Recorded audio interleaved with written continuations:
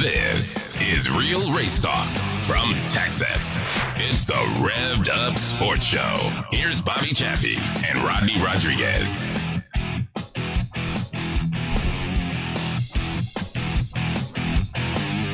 Well, hey, everybody. Welcome to the original, the show that started it all.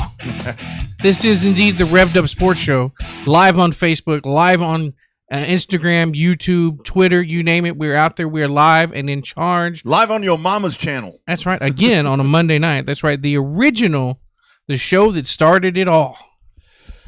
Yeah, back when everybody thought it was dumb.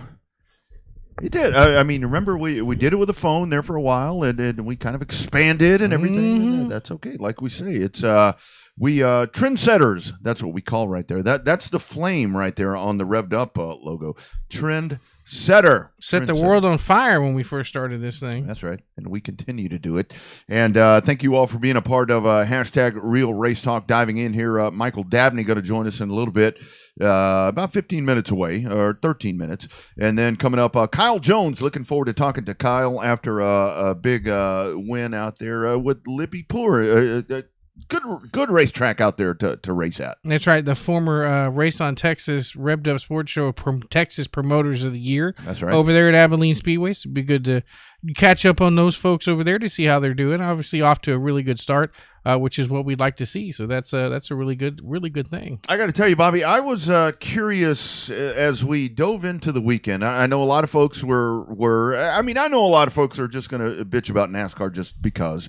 But so here's what I did. I did a little bit of a not really a scientific study, because I know a lot of folks were talking about that NASCAR shouldn't race on Easter, and I totally get that. I mean, well, they didn't forever. Well, I know, and I remember, back when we were racing full time, we wouldn't race on Easter here locally, and Mother's Day or whatever, and things have changed, for whatever reason. But so here's what I did. I actually reached out to some of my golf friends, because I don't know how many people realize, but the biggest golf tournament of them all, the Masters, was actually on Easter weekend as well.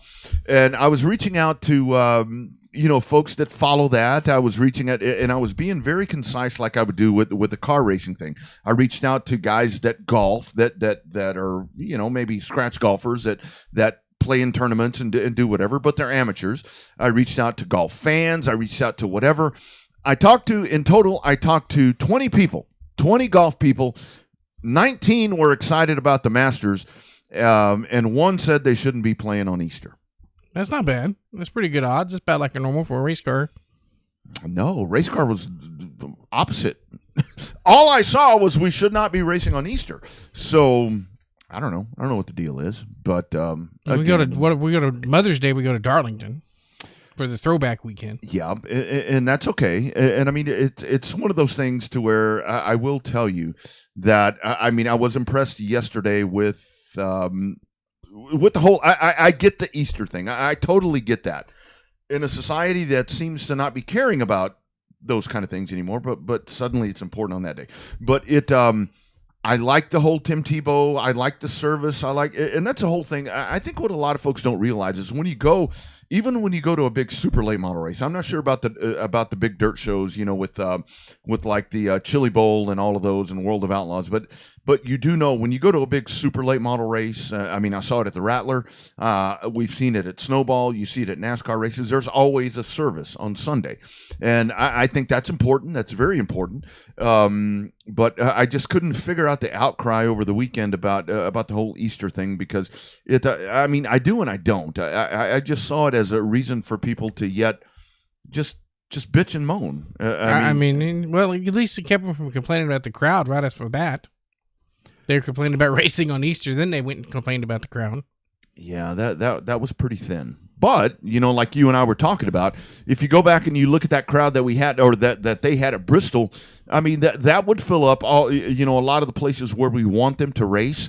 That would be a very good crowd and probably fill most of those places a couple of times. And that's just a whole different scenario. And we can dig into this because before Dabney comes on, I do want to talk about that. I really think that what needs to happen right here. Look, I have grown to adore and love dirt track racing, and I'm not blowing smoke anybody's skirt when I say that I like it, because I do. I mean, I like it. I didn't grow up in that atmosphere. Well, we didn't have much choice there for a while, but now now we're entrenched in it. But I really enjoy it. I mean, I love it. I mean, for me, I was talking to somebody, I think at Mobile, and I was telling them, for me, calling dirt races is a hell of a lot better a lot of times than doing asphalt, because there's always something going on. For me, it's always really cool to call a dirt race, especially a sprint car race or modified race. I mean, because there's always something going on, and that's when you can really boom, boom, boom. I mean, it's always going. As a race announcer, it's the best. It's the best. But with this, I have learned that the whole dirt craft, when it comes to dirt track racing, whether it be track prep, the ability to do that at a successful rate as a racer, whatever. Let's let the dirt guys and ladies do that.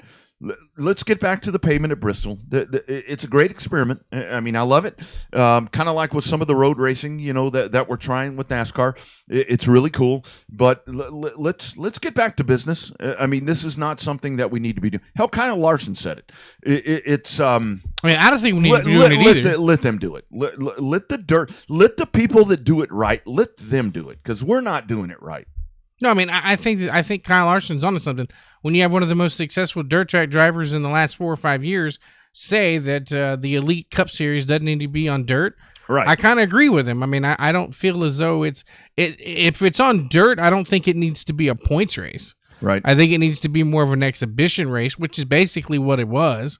It just happened to pay full points and stage points and stuff like that. So that part I don't agree with. But other than that, I mean, if It was put on a good show, not a great show, put on a good show.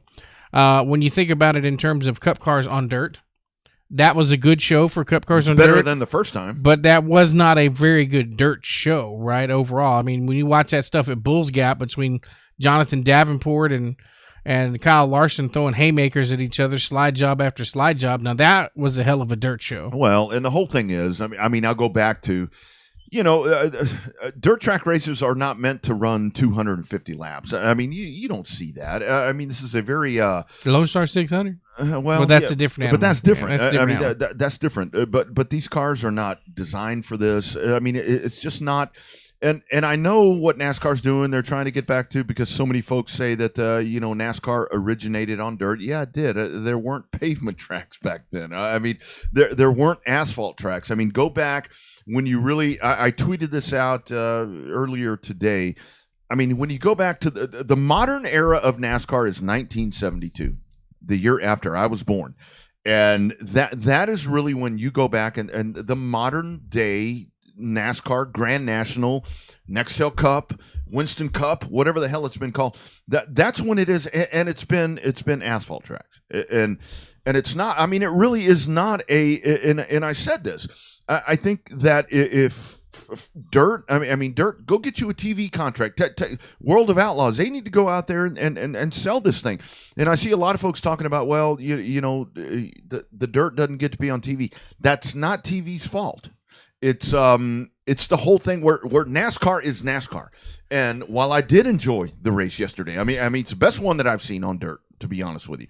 And it's just not what they need to be doing. And when Eldora, I mean, it's like go to Eldora, go to Knoxville, go to all of that.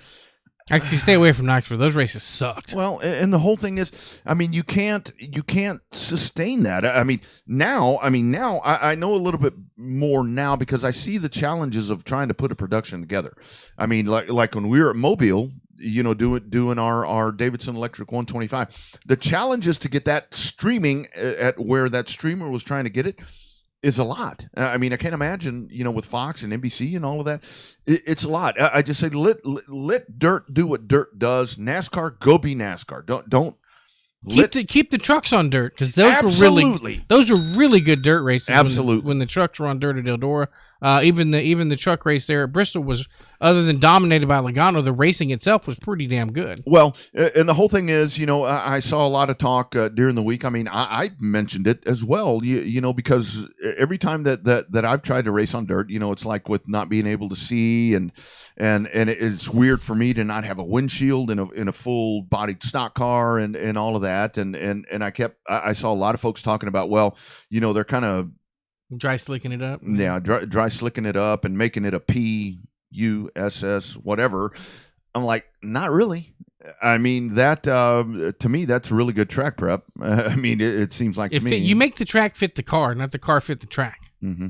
Mm-hmm. And that's what they did. And last night, watching the race, I mean, when it started getting dusty and tacky, and you had ruts and all that, okay, that looked a little more what I'm accustomed to. But I mean, it's just not. This is just not what NASCAR is at this point. And I think that they need to say, okay, experiment done, and time to move on and do something else. Well, they give everything a 3 to 5 year window. I'm going to guess that the Bristol Dirt Race was a 3-year window. Mm-hmm. I think a lot of it's going to depend on what Fox wants to do. I think because the race ended up, we know why it's on Easter again, because it was on Easter last weekend and was the number one sports show or number one sports entity there on TV. So that's the reason Fox wanted to go back to it, because they didn't have any baseball. They didn't have any USFL, which is starting this week, which is another reason NASCAR moves to FS1. But it was Fox's. A lot of it has to do with the network TV partners, despite what people think. Well, and I think that's a big part of why it's at Bristol. I mean, because for Fox at this point, I mean, they don't want to be at Eldora. I mean, they know the challenges that we're talking about. I mean, that was very much. I think the Bristol thing is driven on Fox, and that's what. I think people just don't want to, whether they don't understand or they don't want to understand, is that that's the big picture. I mean, it's not. I mean, if the World of Outlaws wound up on ABC or ESPN, and things would change drastically if they wound up in a big contract like that, because that's what drives everything. I mean, it's not up to the sanctioning body or any of that. All these fines and all this other bullshit. That you can kind of go back to NASCAR and be like, okay, your systems aren't in place to be doing whatever. But with all of the stuff when it comes to these type of things, that's all TV. That's all TV, and that's big money. Big money. Yeah, I'm really concerned how they do North Wilkesboro, because there's not a lot of space, and North Wilkesboro's in the middle of nowhere in the mountains. There in North Carolina, so that'll be interesting to see. Although, like I always said, I'm glad that's the one time I was wrong that they're racing back at North Wilkesboro. But wait till they pave it. Everybody's going to have a shit fit when they pave that place, because at some point, that asphalt that's been sitting on its own for 25, at least 25 years. Yeah. 96 was the last time, so 26, 27 years.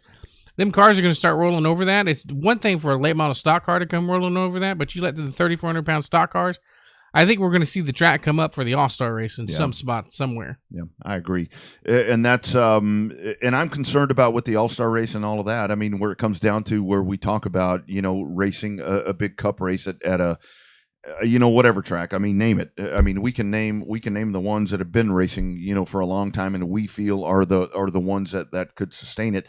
It's a lot. I mean, you got to talk about the bandwidth and network availability, parking. Mm-hmm. I mean, just everything. That's what the infrastructure there is not there at North Wilkesboro. It's just. I mean, they had to hold the races by 30 to 45 minutes for a late model stock car race to get people in there. I don't know how they're going to do that with live TV for an all-star race. Yeah, that's what's extremely concerning to me, and I think, I mean, I do go back to kind of the whole thing with this is, NASCAR, good try. I mean, thank you. And again, I know a lot of folks even that may be sour on NASCAR. I mean, applaud them for trying this. I mean, they've given you what you wanted. There's your dirt race. There's all of that. But this just isn't what it is anymore, and it hasn't been this for a long time. It always is, Well, this is where it started. Yeah, 1949. Hell of a long time ago. Yeah. That was a long time ago. That was a long time ago. And the whole thing is, I mean, the car right now is not designed to do this, like we've talked about, and you can't expect them to go. I mean, unless you could get, how many cars? 36 sport mods. Then put them out there, and that would be something to try.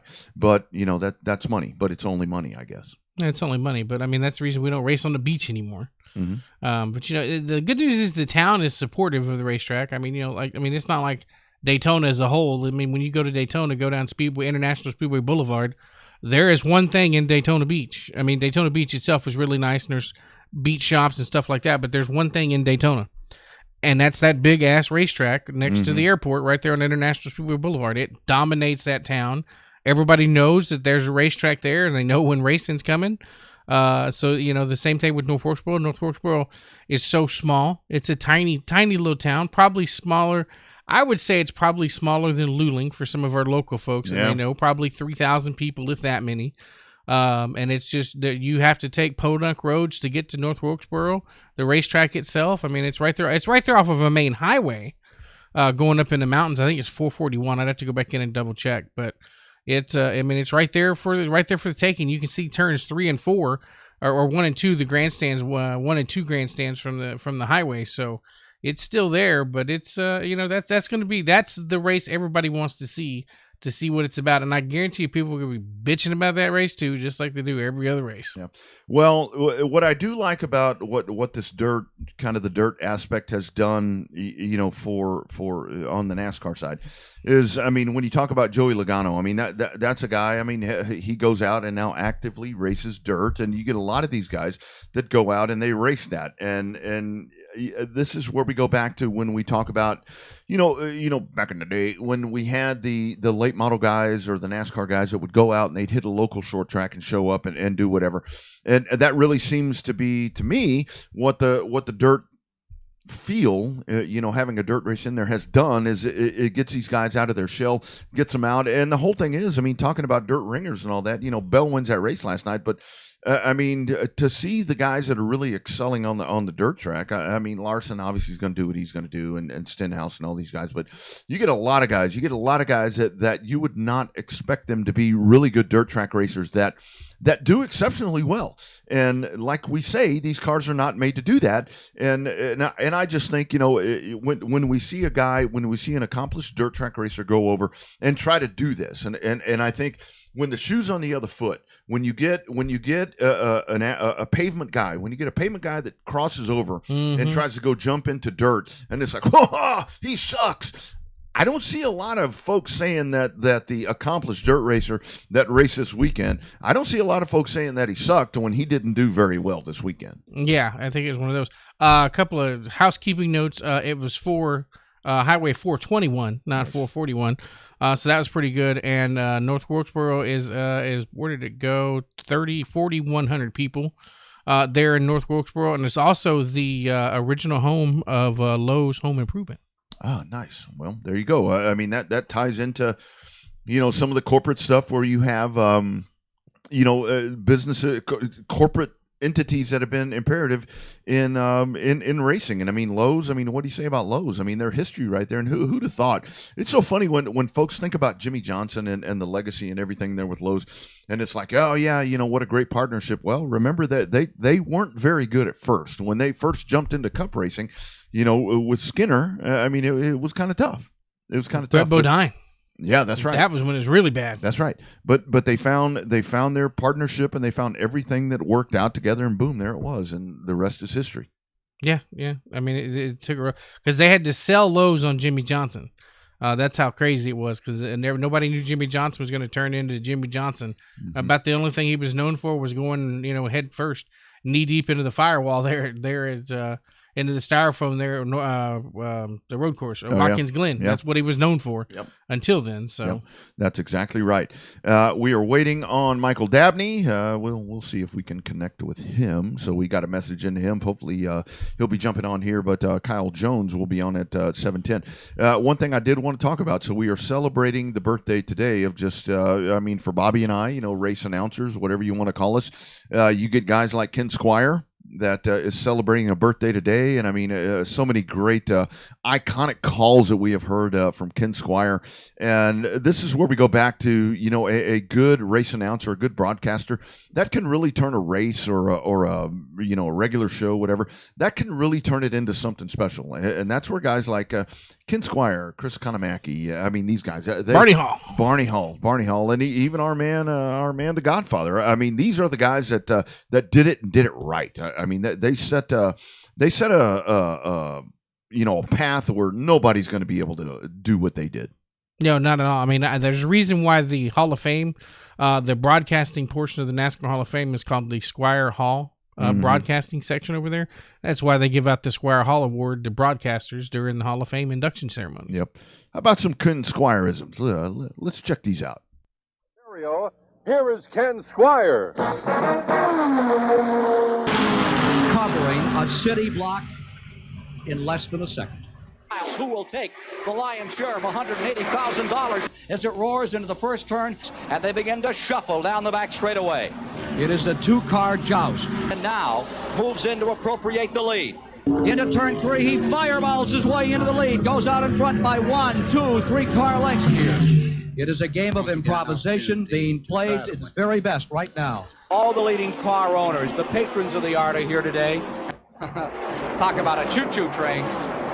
And look at that Oklahoma land rush back there. It is going to be a land rush to decide the Daytona 500. It's down to the inside every so often to scoop some fresh air into the automobile because the gauges begin to roll around and get red and rosy out there. The gauges just get red and rosy out there, and you have to watch them all the time. Lincoln car thrusting that machine back in front. Sticks it right in there on a turn number 4. He may have shot his arrow a little too early here.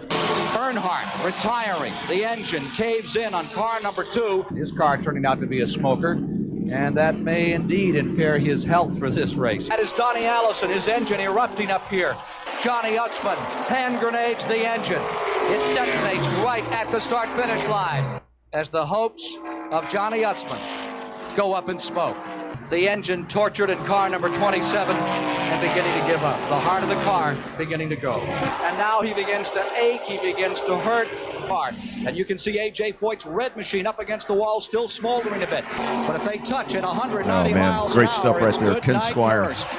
We've had a rash of yellow fever here today. I love that, man. There you see the Marcus car. We'll come back to those. I mean, so many home different. I mean, just everything that he talks about right there. He describes everything in a way that a little bit different and super cool the way he does that. Yeah, the original he made a lot of people a lot better in this announcing business. So, and there's still people like you and I that look up to him and try to do some of the little bitty things that he tried right. so well. That's so right. Very descriptive is what he did.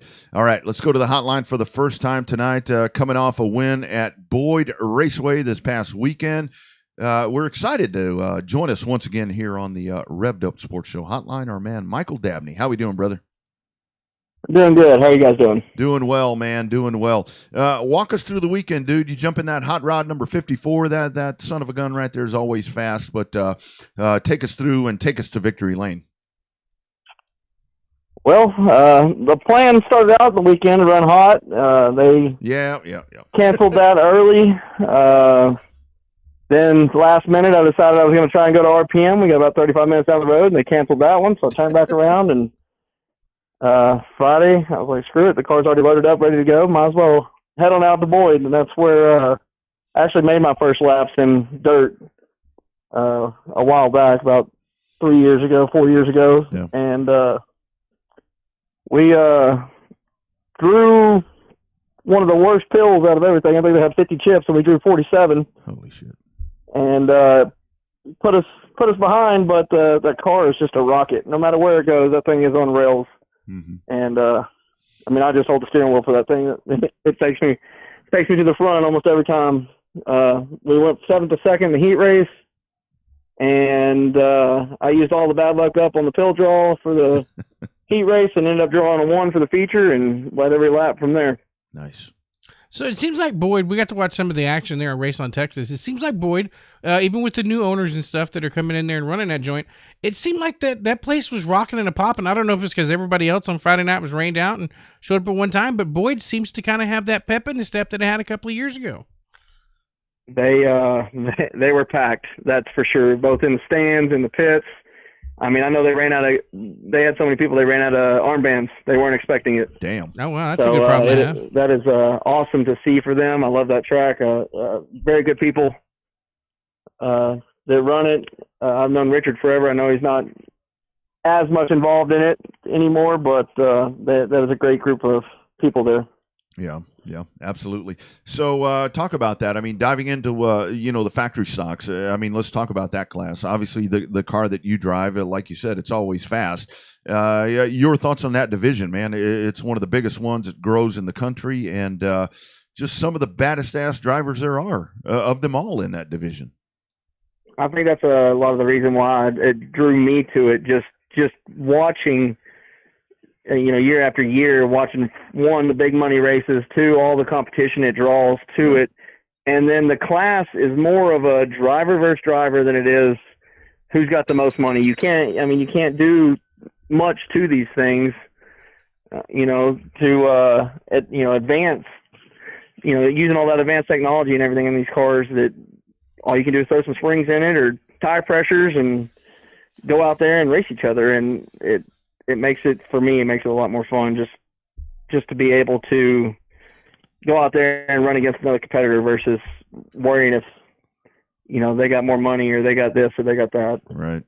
So the thing that surprises me about the factory stocks is like, what came first, the big car count or the big purses, or it's kind of like the chicken or the egg scenario with the factory stocks. But I still think it comes down to these pull-off tires that everybody runs. I mean, the stock car class is doing great, and they're growing in numbers every year at most tracks. But everybody still kind of comes back to the factory stocks with these asphalt pull-offs that everybody's running. I think it has. I mean, that's a good point. It's a very good starting class, and I mean, the money it pays is just as good as any other division, but you don't have to put near as much money into it. And that's huge for a lot of people, especially in the racing world and the economy as it is now. I think that, the worse the economy gets, the more cars they seem to get too. Isn't that the weird thing? It's like, the worse it gets, it's like, damn, the money gets higher and more cars. Right. So, Michael, what all are this year? With sport mods, everything. What all are you doing? I've seen you once this year already. What all do you have in store for the season? At this point, early on. Right now, I'm running. We had started out planning on running the stock car, maybe going for Rookie of the Year. I ran it some last year. Kind of screwed that up a little bit in the tour. We tore up some crap there, but we got it back together, and I think the car's faster now than it was before. Mm-hmm. It's funny how it works that way, but yep. The factory stock, me and Melvin Kemp, we are co-owners on that car. And so he's been letting me run it. He's getting some stuff done at the house. And so he knows that if the car's out of the way and over here with me, that he can actually get some stuff done over there. And I don't mind it because I love racing it. So, no doubt. He's going to race it some more. We're looking at getting him another car too, so we can both be out there. But right now he's out of sight, out of mind kind of deal, that because if that car's over there, he's just like me. He's always working on it. Yeah, so no doubt. Fast race cars are just like rabbits. Once you get one, you want to have another one and another one and another one. So, absolutely, it's not a surprise on that deal. Talk about sport mods for a minute. Limited modifieds, whatever you want to call it. You ran that class before. Is it where is it in its stage of racing life right now?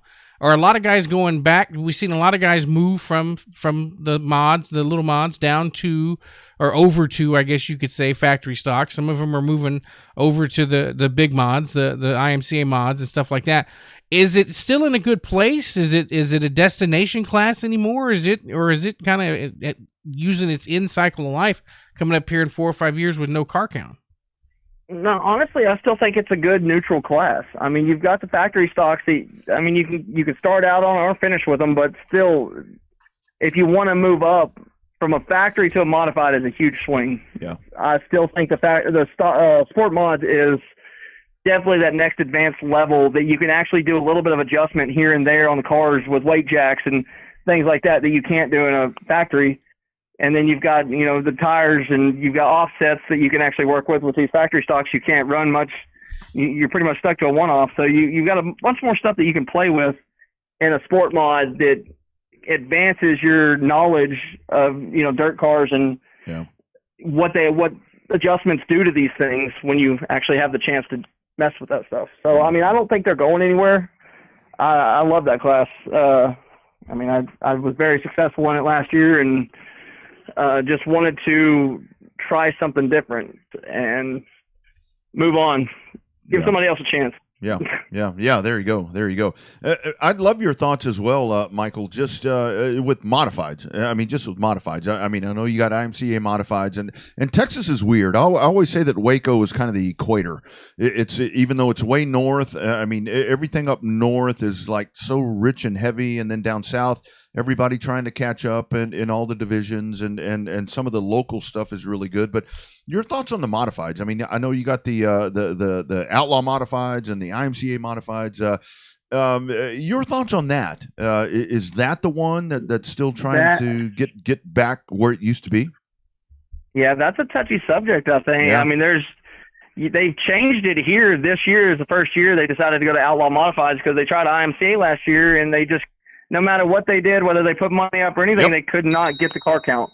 There was not enough people traveling to run the IMCA series. And so far this year, of course, this is the beginning of the year, and you know how everybody goes at the beginning of the year. They're hot and heavy into racing, but the car count for the modifieds has actually been pretty decent out here at Waco. I don't know. I would guess the only two IMCA classes, the only two IMCA tracks that I know of that run modifieds now is Boyd, Waco, and Kennedale, I believe. I think so. So, I mean, it kind of sucks for those guys if they want to travel here because they're kind of, unless, I mean, I guess if it gets dry slick, then they're not outmotored or anything like that. But it kind of, I mean, if I was on a modified, that would suck for me because now one of the closest tracks, I feel like I'd be out of the game a little bit if I was to come here, racing against outlaw modifieds. But that's just my opinion there. Yeah, it does kind of suck because I know last year out there at Waco, I mean, really good purses, and it's like nobody would show up. I mean, 10 or whatever, I thought there would be more. So, Dabney, what's up next, man? You get this one out of the way next couple of weeks. What all's in store for you? As of right now, we'll go back to the weekly schedule. Friday nights here at Tot with both factory stock and stock car, and Saturdays up in the air, stock car for sure at Kennedale. But going with these early months in the year, you know how weather is, so that'll play a factor where we decide to go if there is any changes. But right now, we're focusing on weekly racing at Heart of Texas and Kennedale again. Yeah, seeing if we can do a little bit of points chasing without actually focusing too much on it, because last year that was very stressful having to chase points. You don't understand how much of a toll it takes. Oh, yeah. Trying to pay attention to everybody else and what they're doing and still focusing, getting your A game together and getting good finishes. Yeah. Isn't that the cool part, though, up there, is that there's options. I mean, like you were talking about this weekend. I mean, there was Waco, then RPM. I mean, that's where it kind of sucks down south, is there's not all of that right there. I mean, because everything is so spread out. There's lots of places you can go play up there. Absolutely. We definitely have an advantage to having so many tracks so close. The big kicker now, I mean, especially running factory stocks. I know stock cars a little bit different too with the USRA class. That's the bummer about any of these classes between USRA and IMCA. I'd like to be able to go to run any track and not have to worry about changing anything, tires, or being able to run a bigger carburetor or something like that. It's just not the same, which it does suck when it comes to that, because factory stock, you can't go run those USRA tracks, not without changing tires, because honestly, it seems like those KK704s that they're changing is, to me, seems to be the advantage. But I wish there was more tracks, but I still think we are pretty blessed with the tracks we have in the close distance. Yeah, no doubt. Makes it much easier. Well done, my friend. Good job in that 54. Keep it with you, dude. Keep it with you. You just keep driving it, and I think everything's going to be just fine. Yes, sir. I appreciate it. You bet, man. We'll do it again soon. I hope to see you at the track, man. Yes, sir. Sounds good. Thank y'all. Take care. Bye. You bet. There he goes, Michael Dabney. And I tell you, when I saw him in that 54, that tends to be a 54K. Yeah, it's a pretty good. Tend to be up front, pretty near good. the sniffing the lead quite a bit in that pretty car. Good little race car right there. And the thing is, I mean, that's I always like talking to him because Michael's been around for a long time. Another one of those dudes, a younger dude, but he's been around for a long time, and he's having fun, and he's getting out there and kicking ass on dirt, and that I mean that's where it's cool in Texas because guys, they have that chance, and like you talked about right there, up on the north part of the state, there's places to go, and that's really cool. Well, I think part of it too is that we love his opinion on lots of things. We can ask him about because he runs so many different classes. Yep. We can ask him his opinion on where he feels that some of these different classes are in today's racing hierarchy. And it's good to know it's still that battle, man, between the stock cars and the factory stocks. It's like it comes down to the tire. I think determines which way you go. Tires and the money. Yep. Now the stock car tour has some really good purses, despite some of the lower car counts and stuff that and everybody started tearing stuff up. But the money is still going to be with the factory stocks, and I that's where everybody's going to migrate to it because that's the money. What comes first, the purse, the money? What is it first? Everybody's following that money. Everybody's following those factory stocks. Everybody's following those cheap pull-off tires. That's right. Great conversation with Michael Dabney. Stick around, y'all. Kyle Jones is coming up. We'll talk to him. A big race weekend for him in Abilene. All of that and more. Hashtag Real Race Talk. Show Day, the original. It is the Revved Up Sports Show. More coming up.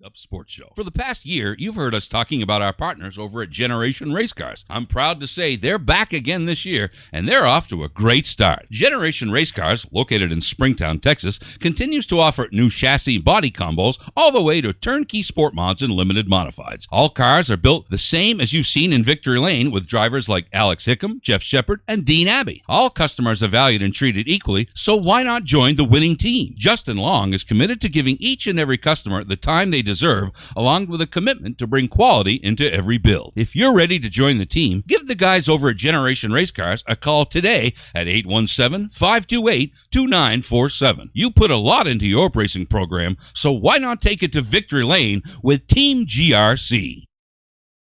Guys, got to tell you about my friends at Rogers Dab Chevrolet GM Performance Parts in Mississippi. All of your GM Performance Parts, those crate engines, they will take care of you. Brandon, Mississippi, 1-800-489-2070. They will ship it right to you and get it to you just as soon as possible. They sell those GM Performance Parts and GM crate engines to support racing. They put money back into racing programs, and that's exactly what they're all about. Best price you're going to find in the nation, that's 602-5497. The 604, the sought after 604, $7,460. Price that thing out, guys. Price that thing out, and I guarantee you, you are not going to find anybody that's going to sell you that GM crate engine, that 604, for a better price than my friends at Rogers Dabbs Chevrolet. Let them know that you heard about them right here on the Revved Up Sports Show. Yeah, you want to put that dish in your mouth.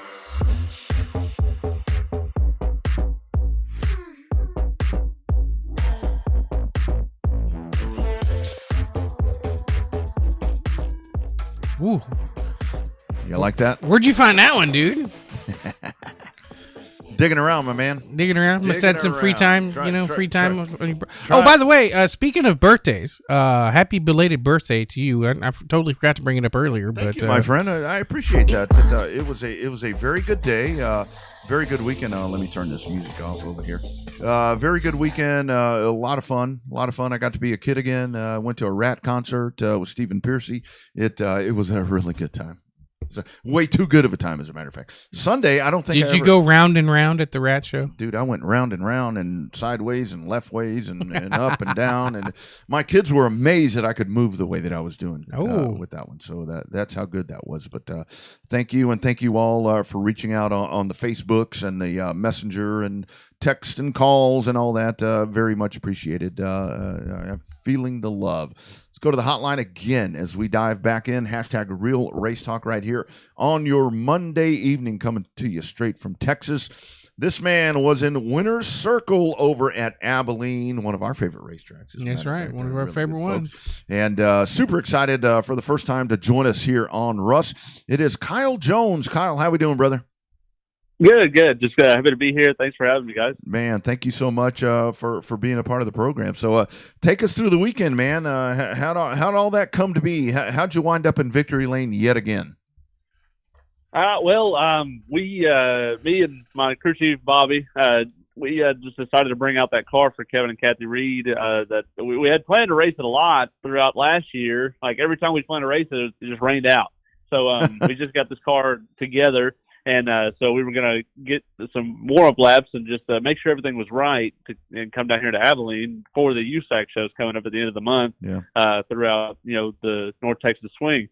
So really it was kind of a shakedown, and we expected to do okay or do pretty good with it, but you just never know on a new car, a freshly built car. So it was really nice to end up in victory lane with it, that everything came together. It ran great, set up to listen to us, and just really happy overall with how it happened. No doubt. So, Kyle, when we get somebody on the show for the first time, we like to know the background, because most everybody doesn't start out in the car that they win with when they come on the show. So talk about your racing history. How'd you end up getting into this elite non-wing sprint car here with ASCS? Well, sure. So for the past couple of years now, past year I've kind of been doing this for a living. So I race midgets on the national tour for the for the Extreme Series, and I get to go do that all the time. So, but before then it was started out in go-karts, then junior mini stocks, and then jumped into some micros, and then started doing sprint cars, wing and non-wing, and then now midgets and just open wheel anything, just pretty much whatever I can get into. I try to go do. Since I'm doing it for a living, I gotta go make money sooner or later. So I gotta try to jump in whatever I can. Yeah. So that's kind of how this came about. Kevin just had a car sitting there, and he was like, "Y'all put it together, just go race it." So we ended up doing that, and that's just how we did it and where we ended up. Kyle, talk about the mindset of a sprint car driver. A lot of folks, they sit and they watch racing and they may not know what a sprint car is, but I mean, to watch you guys get out there and race, dude, that is something right there. We always say big balls. It definitely takes that. But dude, I mean, that is something that it's very few and far between people that can do that at a really good rate. Yeah, well, Bobby just tells us that we're just crazy for even thinking about getting out there and doing it. Yeah. It does take a special kind of crazy to get out there and send a car off in the corner as fast as you can go, and sideways, especially with no wing. With some of the sprint cars running non-wing. It's a lot of fun. The adrenaline rush out of that is just there's nothing really much to compare it to. Just the speed, the horsepower to weight ratio in a sprint car or midget or anything like that is just it's really not able to compare to anything else. Everything's happening so fast, yet you have time to think about your next move, and it kind of slows down, and it's really an insane feeling to be able to be out there and feel that. Yeah. And I hope that everybody. I would hope that everybody is able to get the chance to feel that, because it's something that you can't really describe. It's tough. No doubt. So, Kyle, here's a question for you. Somebody that does it on a professional level and travels all around and has family and friends that try to watch you race. What's the state of this whole streaming era for it? Is streaming in a good mindset for you, or do you feel like it takes away from the people wanting to get live to the racetrack? We hear various opinions. It depends on the streamer and how well that the promoters get along. But I think, for the most part, like we get, Dirt Vision's its own little ecosystem over there. Flow Racing's its own little ecosystem. But what's your mindset on some of the streaming stuff? Streaming is the best thing to happen to racing in the past 20 years, 10 years. I have not had one person tell me I didn't go to the races this weekend because I'd rather watch it on whatever streaming service. Right. If they're close enough to go see it, they're going to go see it in person. But it's the guys that are, states away or, 8+ hours away, 6+ hours away, that it caters to. And not only that, but it gets the track, the series, whatever's racing that night on the map for somebody that might not have heard of that before, or, a driver that they might not have seen before. So it helps the popularity of streaming and being able to find new people and new series and new tracks that you might not have heard about is really cool right now. Yeah. I love it. It can't hurt to me. The more popular, the more the more you could see something and the more it's put in your face, the better it is for me. Yeah, I really think that's the one thing. I mean, the more eyeballs that we have on this sport, I mean, especially at our level. I mean, because, we were talking, before you came on, talking about Bristol dirt and all that. And it's like, hopefully that exposes people to dirt track racing that maybe they don't understand that. They'd never heard of that. Maybe they go find a dirt track. And I just think that between like that thing and with streaming, I mean, it does. It totally helps our sport like 150%. Yes, absolutely. I 100% agree. I haven't heard many great arguments of why it hurts. Besides, it kind of keeps people out of the stands. Is what I've heard, and like I said, I just don't see that as an excuse because I've never heard somebody actually tell me that. So to me, it just can't hurt for sure. Exactly. So in terms of talk about our friends over there at Abilene, man, they have a really good show. Rob and Libby over there, they do a great job with that racetrack. They're former promoters of the year with us in Race on Texas as an award for best promoters.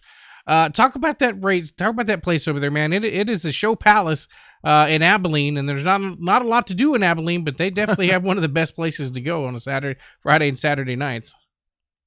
Right, I've only been there 3 times now, and I wish I could get out there more, but they gave us a heck of a track service to race on Saturday. There was no complaints by anybody that within the sprint car world that I was talking to that was there. Everybody was really ecstatic with how the track was and just how the racing was in general. Because sometimes you might go somewhere and it's not ideal, and then you hear it throughout the track and throughout the crowd that you're racing with, but everybody had nothing but great things to say about how it was on Saturday, and I can't wait to get back there. And the event that it was, for Dale Parson, which is friends of mine, Jason Kale with Abilene Powder Coating. They, it was really cool to get that win, and special for me to win that race because of them. So yeah, I was really ecstatic with how it went out there at Abilene. Yep, absolutely. Kyle, talk about. I don't think we've ever gotten to ask anyone on this show. Let's talk about when we talk about a lot of big pavement races and whatever. Talk about being at the Chili Bowl. I mean, just being a part of that. I mean, how when you talk about doing this for a living and all of that. When you get to that echelon right there, man, that. It doesn't get any better than that when it comes to dirt track racing. Just kind of talk about that experience. Sure. So Chili Bowl, just like driving a sprint car, like I said, I hope somebody do experience that. Chili Bowl is something everybody should get to go experience. It's one of the coolest events out there. It's hard to compare it to anything else just because it's in its own entity. Right. You've got as many people as you could stack in there just to watch a race, and we're racing. On something bigger than a basketball court. Yeah. I mean, it's not that small, but it's really truly amazing how much it's grown over the years. Because when I first started racing there, I mean, we still had 270 cars, but now we're almost 400 cars. It's crazy. It's incredible to actually just go and see it. Just walking through the pits and seeing the quality of cars, because everybody's usually got brand new stuff because it's the first race. It's January, so everybody's built stuff over the off season. So it's cool to see the new stuff and how people have done new designs on new things. And it's kind of like PRI, and then they've got a race there. Yeah. It's really, really a neat place. And then the experience of just watching the racing there, because you get to see guys like me, and then you get to see guys that are NASCAR guys, Indy guys, guys that race other forms of, dirt for a living, right, come over and try it. So it's a really cool atmosphere, and it's a whole week. The only thing I hate about it is it's not longer. Yeah, no doubt. Hey, Kyle, talk about PRI, man. Some of the people that I've always said that it's one of those events that if you're a race fan, and you don't have to be building cars to go and be mesmerized by all the stuff up there at PRI. Like it's one of those things you walk around in awe for a couple of days because you never realize how big racing is and how much stuff goes into these race cars until you walk around something like that. Sure, I went there for the first time. Actually, I got lucky enough to go up there for the first time this year. And yeah, it was something else. Like there's so many neat and cool things that, and like you said, you might not be a race fan, you might just be a car guy, and then you turn into a race fan because of what's there, or vice versa. It's what I saw a lot of neat stuff that people were, like new engine. They were doing some new stuff with a new, developmental engine, and some other stuff that people were working on some other things, and it's just a really neat place that people want to show off what they're working on. And it's like I said, I hope I get to go back to that deal and get to see all the new stuff they've got for next year. So because it's just it's incredible what they've got. Yeah, no doubt. So what all do you have in store this year, Kyle? It's one of those things. I get to do some workout in Waco at Heart of Texas Speedway, and I always say all they have to do is put sprint cars on the banner out there. It doesn't matter what sprint car it is, 305. It does not matter what it is. Where all will you be competing this year? Moving forward. Sure. So, like, Heart of Texas is one that I've begged for a long time that I wish they would run sprint cars every week there because it was my favorite track here all the time. I agree. And another thing about Heart, I've been begging them to, hoping that someday they put on a midget race there because I think it would be incredible there too. Oh man, that would be kick-ass. But as far as this year for me, I'm chasing the Extreme Outlaw Midget Championship. So with the 7U and Trifecta Motorsports guys. So that's about 35 nights all over pretty much all over the country. And then I got some sprint cars, some non-wing sprint car races, hit and miss throughout there, and then some other midget shows with some other teams. And pretty much whatever I can kind of get into. If somebody's out there listening and they've got something, they can give me a call and we can try to fit them in on the schedule. And I'd love to do it with them. So just whatever I can pretty much get into, sprint car, midgets, what is what I'm trying to do this year, just as much as I can. Yeah. But still got some room to go race, but it's pretty busy. So how cool is it living this life? I mean, for a lot of us, to be able to do this, your livelihood, this is what you do. When you talk about living the dream, I mean, people always joke about, how you doing? I'm living the dream. You are truly living the dream. This has got to be pretty cool for you.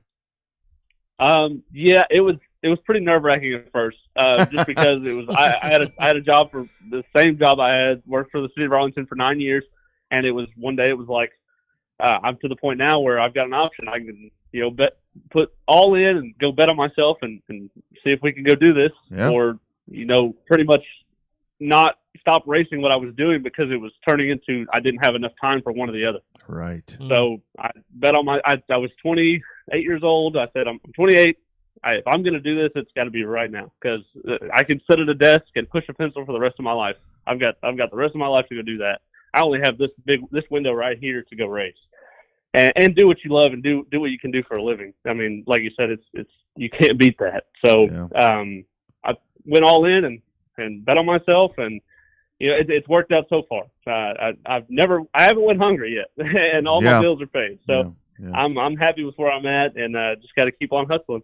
Dude, that is super cool. I'm like totally inspired. I'm holding a pencil in my hand, and I think I'm about to throw it down. Really cool stuff, man. Really cool stuff. Congratulations on the weekend, and continued best wishes, man. Let's do this more often, dude. Let's do this as often as possible. Love the conversation. Absolutely. Sure, absolutely. I'll feel free to just get with me anytime, and I'll come back on for sure. You got it, man. Good luck. Go get it, man. Proud of you. Thank y'all. Appreciate y'all. You bet. Take care. There he goes. Kyle Jones. Man. This sounds like fun. I can understand Dude, it would be jealous. stressful at first, but jealous. Man, once you get the ball rolling, that's a sink or swim kind of deal, right? That's a leap of faith right there. I mean, that's what he's done. And we talk to so many people, that they just that they just take that gamble and they bet on themselves and they go out and they do that. And he's doing what he thinks he needs to be doing. And apparently it's working out okay for him. So super cool. That is super, super exciting to hear. I love that. Sprint cars, man. That's pretty badass. That Extreme Series part of it is pretty kick-ass too. They got a lot of really good racers, and I put on some really, really good shows. If it's the one that I'm thinking of, it's intertwined into that Dirt Vision family. Is the best way to get a hold to start watching that one. Yeah, good stuff right there. We do want to mention, speaking of sprint cars, obviously a sad weekend there with Justin Owen. That's where it's so scary when it comes to watching, and we were rolling some footage right there, and that's where when it comes to sprint cars and like him talking about that right there, man, that is I know as racers you don't fear things, but every now and then things happen, and it's kind of one of those reality things to where it comes back and gets you, and it's like, damn, this sport right here is vicious from time to time. Well, most racers think they're invincible until you find out that sometimes you're not, and that's just nature of the beast. Because you can't think about it in the middle of the competition. Because the second your competition, you lapse in desire or lapse in concentration. That's when that's when the doors get blown off on both sides. So it's not something you think about while you're racing, but it's definitely something that's probably in the back of everybody's mind, but not so much when they're on the track going full throttle. Yeah.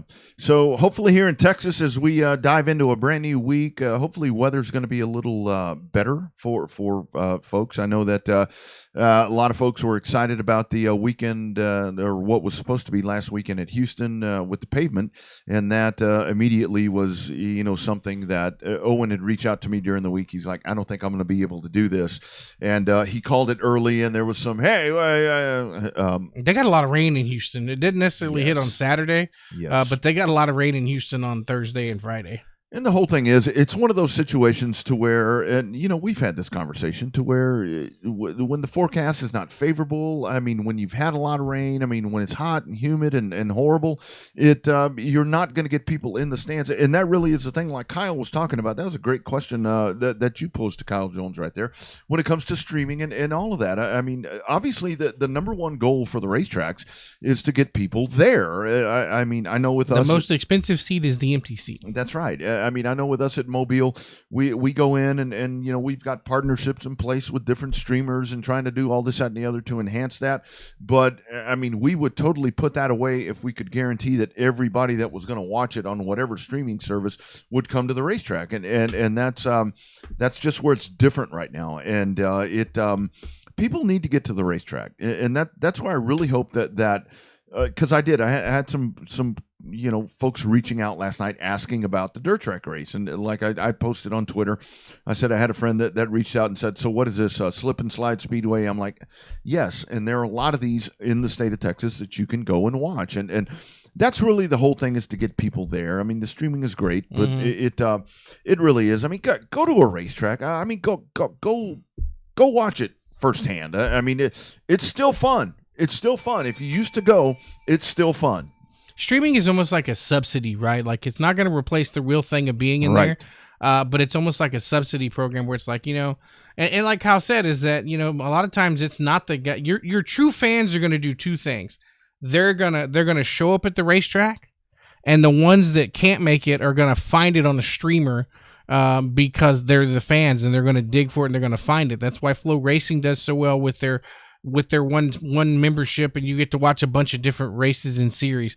Dirt Vision, a little more smaller ecosystem with all the World Outlaw stuff and the whatever their parent company is called. I can't think about it right now. World Racing Group, I think, is what it is. Then you got our friends at Race on Texas. It's expanded even more, going up into North Texas and over into Oklahoma and Louisiana. So they've done a lot. Their All Access Pass does kind of the same thing. They're the first ones that tell you that once you pick your local track, that's when you get a chance to get the money back to the racers or back to the racetrack. So it's a subsidy on that portion. But yeah, I mean, I think that it's not the broadcasting is not even what it was 3 years ago. The broadcasting stuff now is the same thing as TV. It's just brought to you on a computer and not brought to you through a cable box. Yeah. And the nice thing is, I mean, what I do like about all of the streamers, I mean, all of them, I mean, for the most part, every one that I subscribe to is, you don't have to have it all the time. I mean, they don't lock you in. It's not like DirecTV and Dish where you're stuck for 2 years. I mean, you can do a monthly thing. I mean, if there's a couple of races you want to watch, I mean, lock in and hone in. And the good thing is, it happens with Race On. It happens with the Racing America, Flow, Pit Road TV. You subscribe and you look, and it's like you happen to watch a race, maybe not at your home track, and boom, it's like, wow, I didn't. That to me was one of the ones with the Pass Tour where I never realized how great the Pass Tour was until I watched them on Racing America. And it's like, then we started talking to these guys, and it's like, damn, I mean, this is pretty cool. Yeah. It's not a bad thing. It's not a bad thing. And what I do like is that the racers, I think for the racers, it's a win-win because like for Kyle talking about right there, he's got folks all around the country that want to watch him. They can hone into these different things and catch him each and every time he's racing. But where the promoter has finally come around, and it's like, okay, it's not a bad thing. It gets eyeballs on me, and the whole thing is, like we've talked about many times, Bobby, the streamers have gone in and they reciprocate that money back to the racetrack. And I think that's super important. Yeah, I mean, I think that's important. Like I said, that makes the subsidy portion of it. It's not it's not the end of the world. When people say that, there's too many streamers, I don't think there's such a thing as too many streamers, because you're going to start seeing a little more consolidation come in here in a little bit, before too long. And I think that's going to be the component of some of these other, when NASCAR Roots went with Flow Racing, I was totally shocked that they didn't go with Racing America, because it's owned by the RTA, the Race Team Alliance. I was really surprised about that.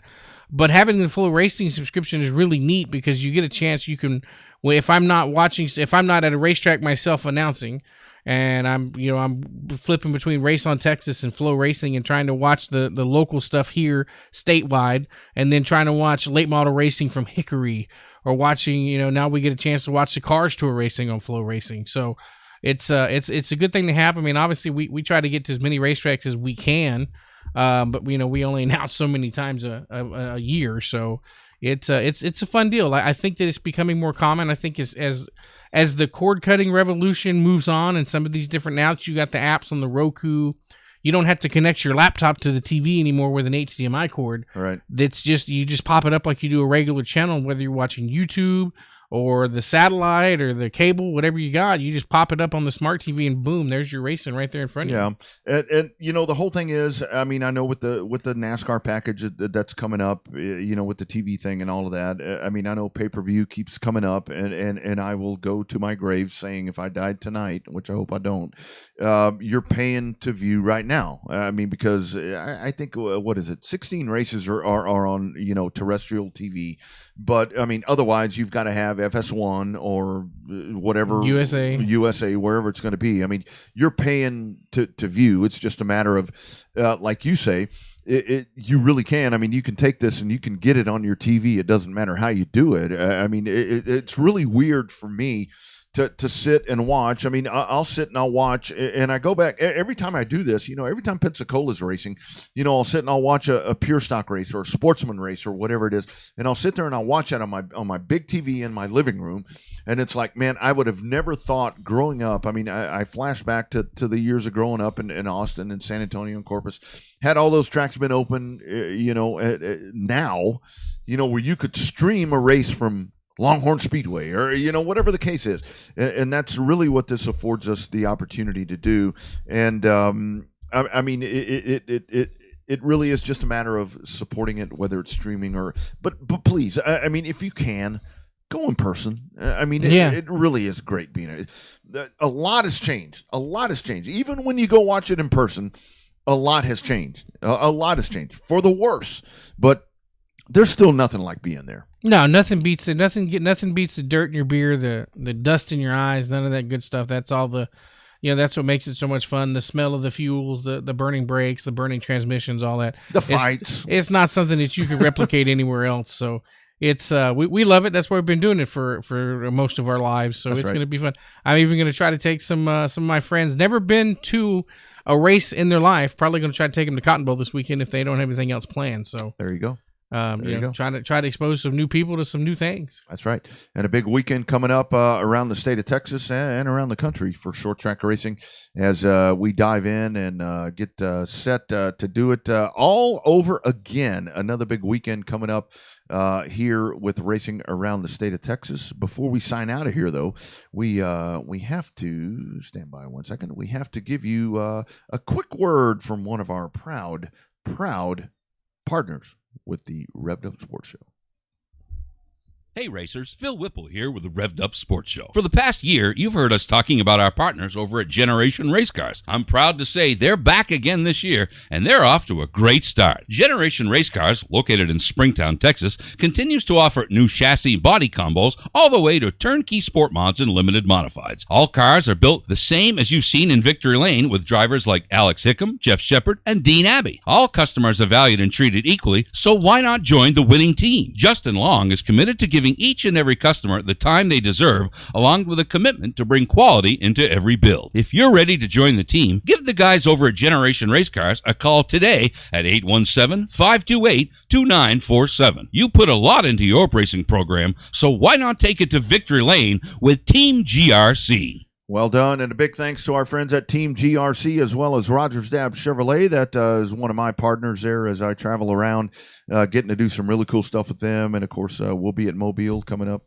this Saturday, April 15th, as we fire off on what promises to be a big season out there at MIS. So thoughts on the weekend, Bobby? I think the whole discussion as we go diving out of this is going to be NASCAR's going to Martinsville, and again, this is a short track discussion because to me, talking about dirt and everything, this is where I do firmly say that NASCAR does not need to be doing this, and I say this proudly as a dirt track fan and a dirt track announcer. Let the dirt track professionals do what they do, because NASCAR, man, that ain't their shit. I mean, it's like me trying to go out and be a scientist. I don't know what the hell I'm doing. I'm not sure that NASCAR really knows what they're doing either. I think they're trying to grab on that niche because people tell them to do that. Let the dirt track, I don't mean it disrespectful, let the dirt track people do that because they do it right. NASCAR, just not their thing. Not the Cup Series. I still think you need the trucks. No. But the Cup cars, you can't take a car that's designed to go 200 miles an hour at Daytona and go, average speed of 110 around Martinsville. You can't, that car's not designed for dirt. That's a sports car that they're running now with this next-gen car. I don't think that they had plans of, why don't we add this bar and this upper control link and this toe link and stuff like that just so we can end up running at Bristol. I don't think that's part of the design of that race car at all. Yeah. So we'll see. It's all going to depend on the TVs. We hadn't actually, surprisingly, I hadn't seen the ratings pop out yet today, I guess because it was such a late night race. Adam Stern hadn't had a chance to push it out yet, but as soon as they push it out, we'll let you guys know what it was. And here's my challenge to NASCAR. If you really want to grow that dirt base and do all of this, so what I would do if I were them, take that Advanced Auto Parts weekly racing series, the NASCAR Roots, all of that, whatever we're terming that as right now. Take that, make it more affordable. Take it to where it's a better situation for a local racetrack, for a Heart of Texas Speedway, for Cotton Bowl, for Kennedale, for all of these racetracks. Get them under a blanket, sanction those racetracks, and don't make them have to pay all of their season proceeds before you ever get started, because the sanctioning is way out of control. Sanctioning is way out of control. It's expensive. Yes, I can tell you from the last couple of years in Houston, said promoter lost her ass between rent and having to pay that sanctioning fee that really did nothing for the amount of races that were able to be contested. So I think if I were NASCAR, that's where I would go, and because dirt to me is, the home track base. That's where you can really get in there and make an impact, and I think that's what they need to do. And I really think that at this point, with the lack of pavement racing, other than in the Midwest, this is where you can go in and you can just blow this thing up. I mean, can you imagine? If you had a $100,000 point fund for dirt tracks where it was affordable for a racetrack to be a part of the NASCAR Roots program, I got a feeling that a lot of dirt folks that don't want the NASCAR name on it, if it became something where it was going to be really good for them and a real value and a real, their insurance is great. But it costs a lot to get it. But if you get that sanctioning fee in line and everything, I think that's where the dirt track base would be like, okay, that's something for us that's going to be a little more enticing to be a part of NASCAR. And I think that's where they need to hone in right now. Not trying to run the Cup Series. But it's hard to go against the established names, USRA and the IMCA and stuff like that. And it's not on the NASCAR radar to have a sanctioning body for the dirt, the hardcore dirt stuff. But that's what those series are out there for. That's why there's the World of Outlaw late model tour. You got the World of Outlaw. You have the what's the one that Steve Sims' nephew runs in all the time? Lucas Oil's dirt late model series. So there's all kind of different outlets for that kind of stuff, and there's a whole hell of a lot of difference between a Cup car on dirt and a super late model on dirt. Ask Jonathan Davenport about that. Yeah, and I think it's something that could be for the betterment of all of it. Because we do see, and again, we don't want to oversaturate and add NASCAR into this thing, but I know there's flaws with IMCA. I know there's flaws with USRA, and this is where we get to. You get into a pissing match. You get into a bitching match where it's back and forth. I mean, like my friends at SRL and with Tim and all of those guys. It's like, guys. I mean, it gets to be these battles to where there's just a lot going on, and when it's all said and done, the race fan is the one that. That they get shit on, and that's the bad part, and that's what I hate about all this, to where it's so competitive. I mean, I'm glad there's so many entities and people that want to be a part of it. That's good, but at the same time, it's like you and I. It's like when the rich people start going at it, it's you and I, the common man that ain't got a pot to piss in. We're the ones that get the short end of the stick, and that's what sucks about all this stuff. No doubt about it, but. I think that we'll see. I don't know. Like I said, I think when your number one dirt guy that represents what the king of the dirt track racers, if you will, and Kyle Larson says we don't need to be racing on dirt in the Cup Series, I stand by that wholeheartedly. Let's remove the dirt. Let's run back to back races on the concrete up there again. Yeah, and that's the whole thing. It was. Like I said, I don't watch the stands, but I did last night because I knew that at some point maybe it would come up, and it was. And I know weather was tough and Easter and all that. That's a whole different discussion. But it was just. I mean, it's time to do something different. And I'll say you need to go back to the concrete with the Bristol races. You probably need to go back to the oval at Indianapolis. And that's where, we need to think about things, because I see both of those situations to where people would say, well, you used to have to inherit those tickets to be able to go to Bristol. Okay, well, last night you didn't need to inherit them. You didn't need to inherit them. That's right. And when you talk about the Indy Oval, well, that's the shittiest racing I've ever seen, and people hate the Indy Road Course and want it to go back to the Oval. Yeah. And I think that's to where we need to look on a local level. And again, back to the grandstand thing. When you want to bitch about the stands are empty, next time you're sitting at a local short track, look around, because they're probably empty there too. And that's not a streaming thing.